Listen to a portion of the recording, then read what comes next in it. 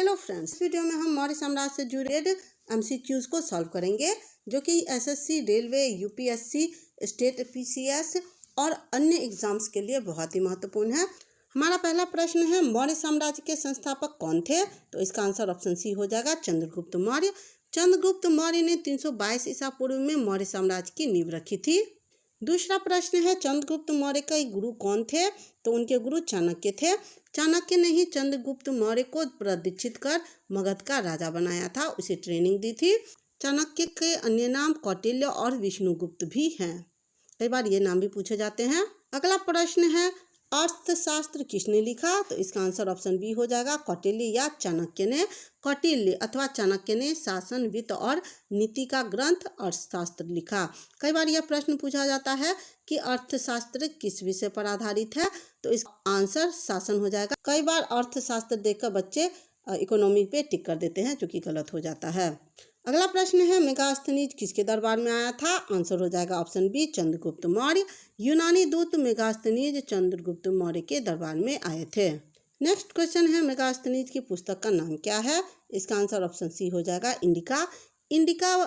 Indica में भारत के प्रशासनिक और सामाजिक जानकारी दी गई है और मौर्य साम्राज्य को जानने के महत्वपूर्ण स्रोतों में इंडिका भी शामिल है। अगला प्रश्न है, चंद्रगुप्त ने किससे संघर्ष कर मगध पर अधिकार पाया था? तो इसका आंसर हो जाएगा ऑप्शन ए, धनानंद। चंद्रगुप्त ने नंदवंश के अंतिम शासक धनानंद को हराया था और मौर्य साम्राज्य की स्थापना की थी। अगला प्रश्न है, सेल्यूकस निकेटर ने भारत पर कब आक्रमण किया था?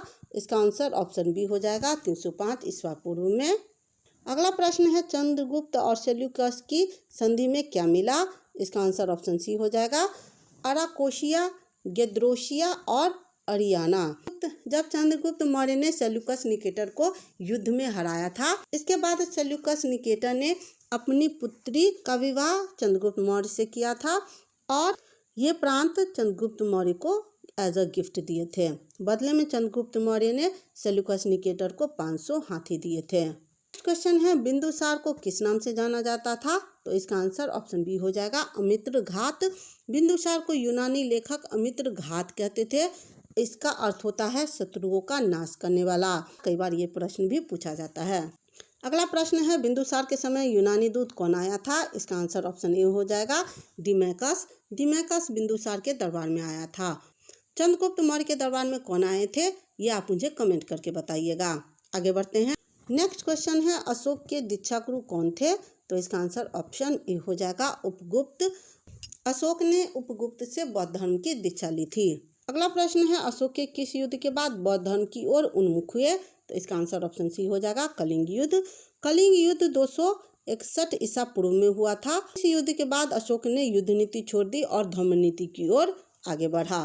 अगला प्रश्न है, कलिंग का युद्ध किस नदी के तट पर हुआ था? तो इसका आंसर ऑप्शन ए हो जाएगा, महानदी। नेक्स्ट प्रश्न है, धम्म किसका सिद्धांत है? आंसर बी हो जाएगा, अशोक का। अशोक ने शासन को नैतिकता पर आधारित करने के लिए धम्म नीति अपनाई थी। अगला प्रश्न है, अशोक किस लिपि में लेख लिखवाता था? तो इसका आंसर ऑप्शन बी हो जाएगा, ब्राह्मी में, क्योंकि अशोक के अधिकांश अभिलेख ब्राह्मी लिपि में मिले हैं। अगला प्रश्न है, अशोक के शिलालेख किस भाषा में थे? आंसर हो जाएगा बी, प्राकृत में। नेक्स्ट क्वेश्चन है, मौर्य साम्राज्य की राजधानी क्या थी?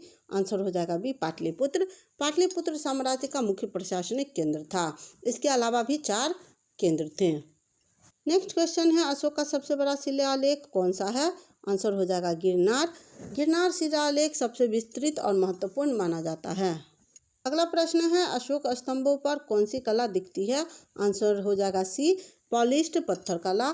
मौर्य काल की पहचान चिकली पॉलिश की गई पत्थर की कला होती है। नेक्स्ट क्वेश्चन है, अशोक का उत्तराधिकारी कौन था? तो इसका आंसर हो जाएगा दशरथ, ऑप्शन सी। अशोक के बाद दशरथ ने सिंहासन संभाला था। नेक्स्ट क्वेश्चन है, मौर्य प्रशासन में अमात्य किसे कहा जाता था? तो इसका आंसर ऑप्शन सी हो जाएगा, मंत्री को, और वे उच्च प्रशासनिक मंत्री होते थे। अगला प्रश्न है, महामात्र किससे संबंधित पद था? आंसर हो जाएगा ऑप्शन बी, धर्म प्रचार। अशोक के काल में धार्मिक कार्य देखने वाले मंत्री को, अधिकारी को महामात्र कहा जाता था। अगला प्रश्न है, मौर्य काल में व्यापार का मुख्य मार्ग किसे माना गया है? आंसर हो जाएगा उत्तरापथ। उत्तरापथ मगध से तक्षशिला तक जाने वाला मुख्य मार्ग था। प्रश्न है मौर्य काल में भूमि राजस्व का मुख्य स्रोत क्या था? तो इसका आंसर ऑप्शन सी हो जाएगा लगान। भूमि से मिलने वाला लगान राज्य की आय का मुख्य साधन था। 25वां प्रश्न है चंद्रगुप्त मौर्य के दरबार में किस ग्रीक दूत ने नगर व्यवस्था का वर्णन किया है? तो इसका आंसर ऑप्शन सी हो जाएगा मेगास्थनीज ने। मेगास्थनीज ने इंडिका में पाटलिपुत्र की नगर व्यवस्था लिखी है। अगला प्रश्न है मौर्य काल की जनगणना के लिए कौन जिम्मेदार था? सोचिए उस समय भी जनगणना का काम किया जाता था और उसके लिए एक अधिकारी होते थे जिन्हें समाहर्ता कहा जाता था। ऑप्शन सी हो जाएगा। समाहर्ता राजस्व भी देखते थे और जनगणना का भी कार्य करते थे। नेक्स्ट क्वेश्चन है मौर्य सेना के मुख्य अधिकारी को क्या कहा जाता था? आंसर हो जाएगा बी सेनापति। नेक्स्ट क्वेश्चन है मौर्य काल में सैनिकों का चयन किस विभाग का काम था? तो आंसर हो जाएगा ए आयुधागार। आयुधागार हथियार और सैनिकों से संबंधित विभाग था। अगला प्रश्न है मौर्य सम्राटों में सबसे अधिक वर्षों तक शासन किसने किया था? तो इसका आंसर ऑप्शन बी हो जाएगा अशोक ने। अशोक का शासन लगभग 40 वर्षों तक रहा।